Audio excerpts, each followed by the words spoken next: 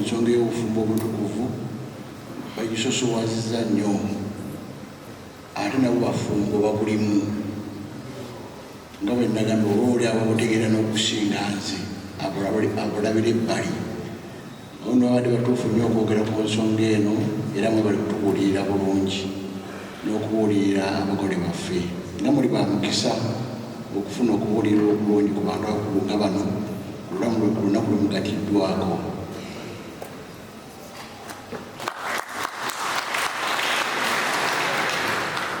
Babaagaliza n'obwa Naalongo n'obwa Ssaalongo ekyo Katonda yakigaba netaba kibasabidde tubasabire mbayita mujje wano muteekeko emikono mu bitabo bya gavumenti ate n'ebyekereziya mutandika omulimu omulungi.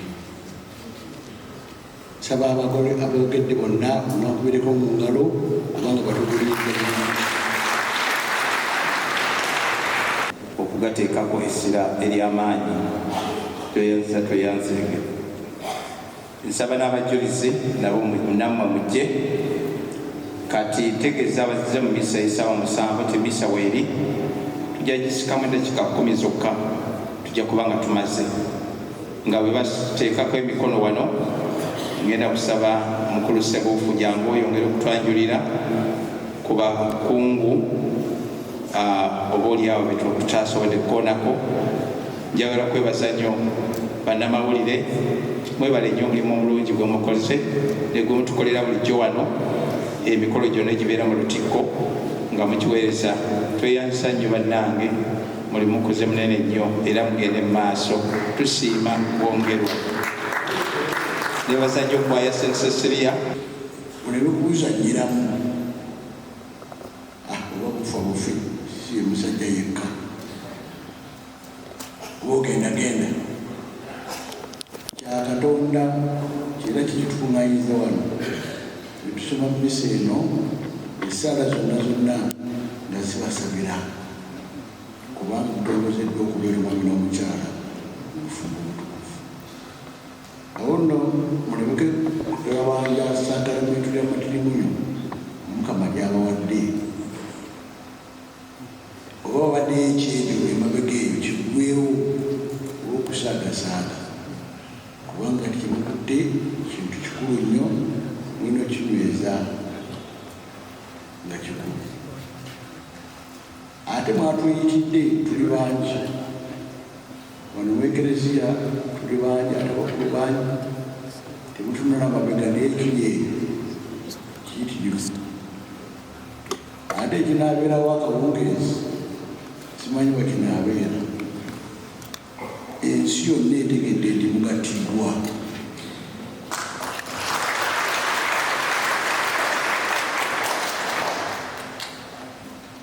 Ekyo kirungi nnyo naye ate kiwawa obuvunaanyizibwa okulaba nga mukuuma kimugattiddwe nakyo. Gamba nti bano be baatuyita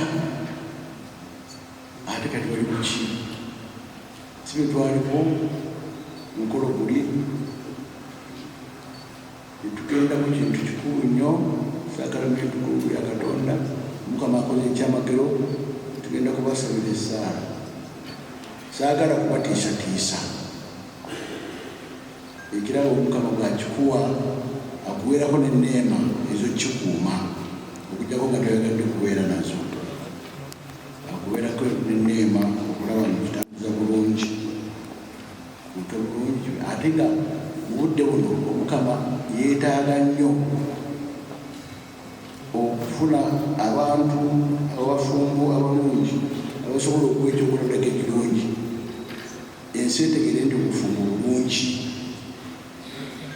Abavubuka abamu batya sijja sika kufumbirwa omusajja anaabonyabonya bwatyo ndifunayo akaana kange kamu ndikeekuliza. Abamu babekuliza namu test tubes tebagala kufuna basajja omwana naakulira awo ensi neetabuka kubanga ate obuvunaanyizibwa ate engeri abasajja gye bayisaamu oba olinaga nsiriku byakufumbirwa ndibeerawo bwentyo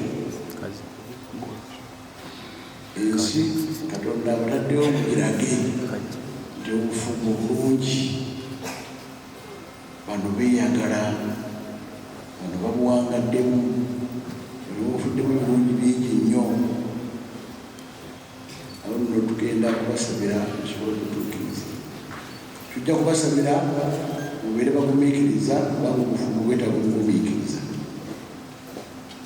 Tujja kubasabira mubeere bakozi, obufumbo bwetaaga obukozi. Tujja kubasabira mubeere kyakulabirako eri abalala. Tujja kubasabira mubeere abazadde abalungi kubanga ensi yeetaaga abazadde abagunjuzi, abagunjulira ensi, abantu abavunaanyizibwa, abagunjulira ekereziya, abakristu abakkiriza, abamanyi Katonda. Essubi lyonna lyonna limu mmwe abafumbo.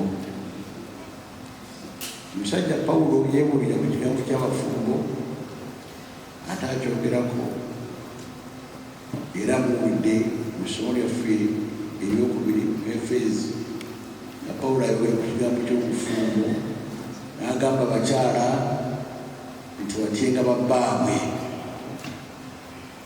era akakasa abamu bwe banaddayo eka abaami bajja kujjukiza abakyala nti wakawulidde ke baasomye tutyengako.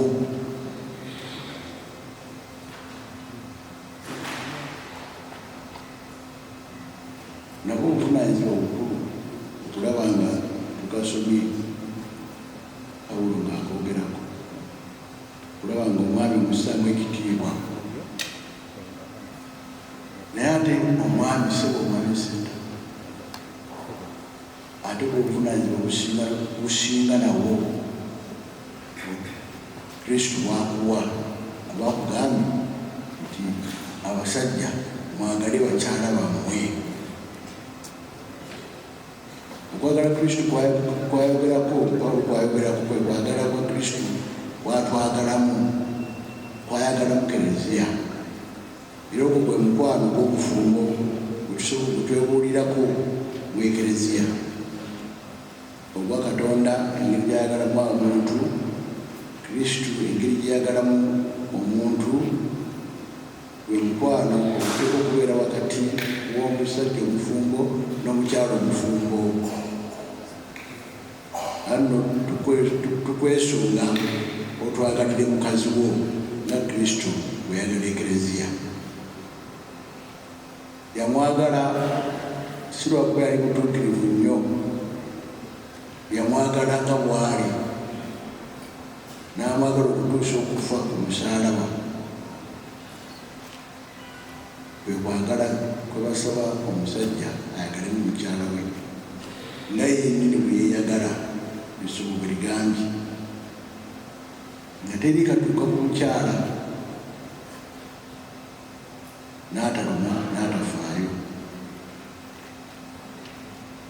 Abakyala bano mpulira oluusi tebalina maanyi galwana naye balina amaanyi agakunyiiza. Oga mukazi nga nnyiizizza nnyo, bwakusooza kali akasiiwa n'okawulira.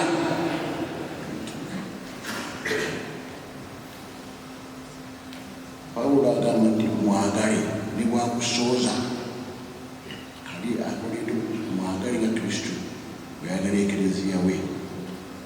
Musobole okutambuza obufumbo obwo kubanga kino kyabasaliddewo omukwano, okulaga ensi omukwano guli wakati wa Katonda n'omuntu, guli wakati wa Kristo n'Ekereziya. Tubeesunga tuli basanyufu nnyo ng'Ekereziya okufuna ekirabo ekinene eky'obufumbo obutukuvu obufaananako ng'obwammwe olwaleero. Tujja kubaagaliza okukutangiriza obulungi,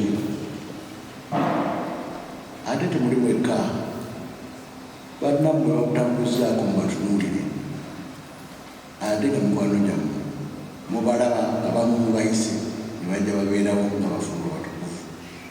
Awo no timuterebuka nti kinagenda kitya kubanga musoboka.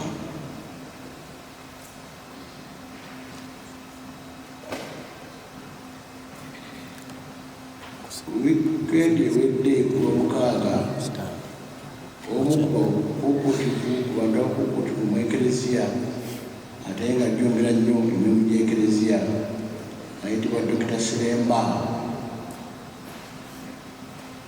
ne Paapa yamulengera n'amuwa n'ekitiibwa eky'obusirikale bwa Paapa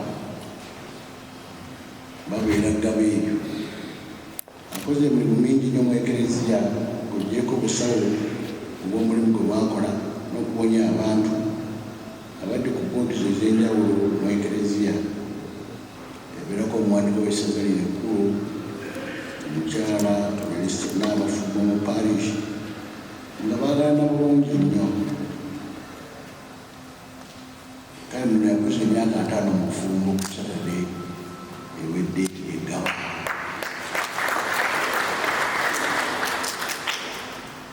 era enkuka yali amaanyi nnyo naye n'ayogera ne bamuwa omukisa okwogera n'ayogera obugambo buno. If marriage is to be effective and long-lasting, the following are needed. Ekisooka, prayer. Okwegayirira. Eyo essomo lyaffe erisoose lituwulidde Tobbi yagamba Saara twegayirire nga tugenda okugattibwa.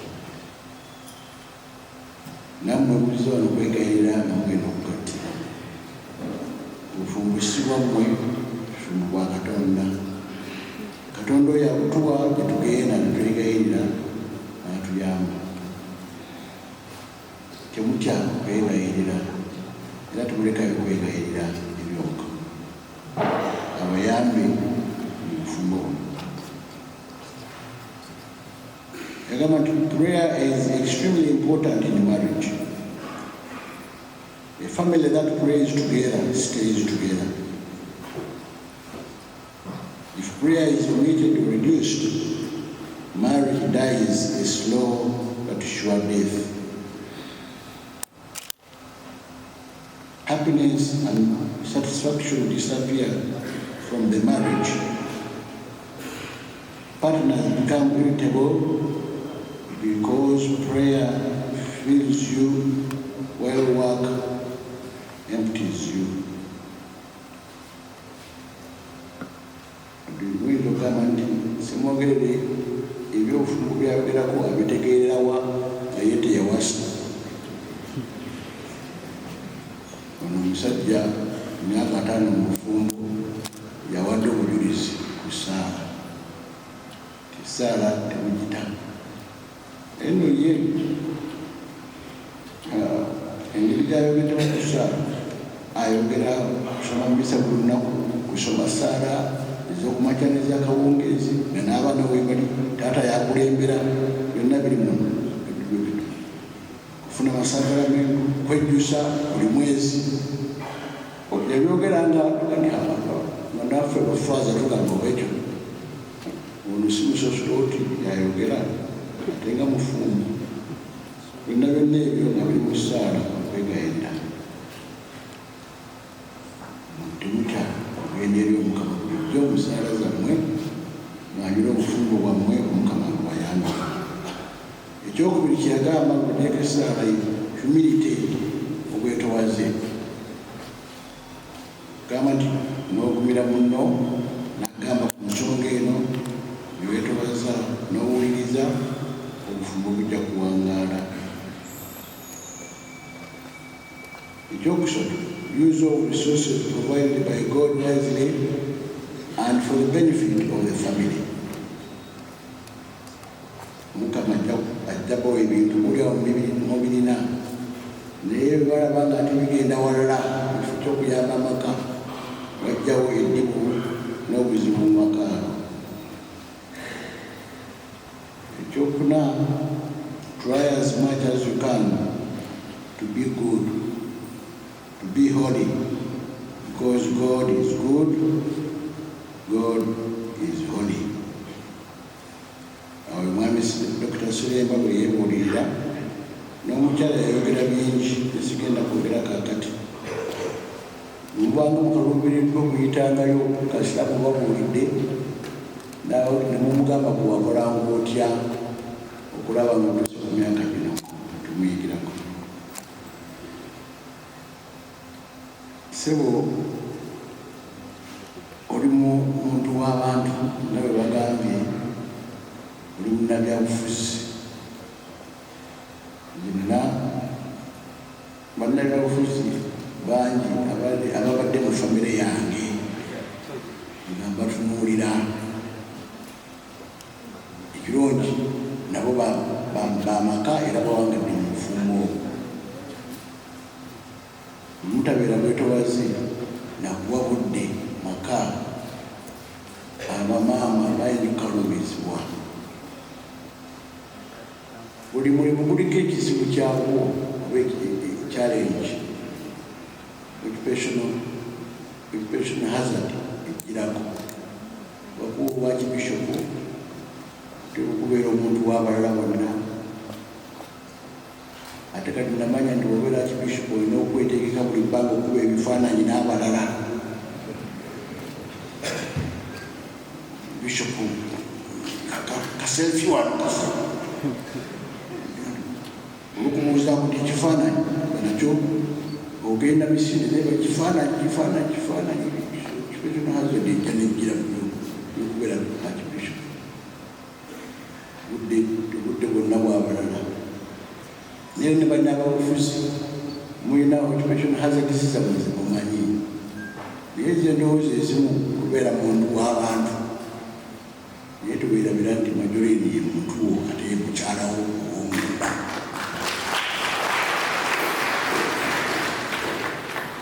Kubanga tolunganire ndi muntu w'abantu naye yataka nti naye Katonda yagamba oli wange.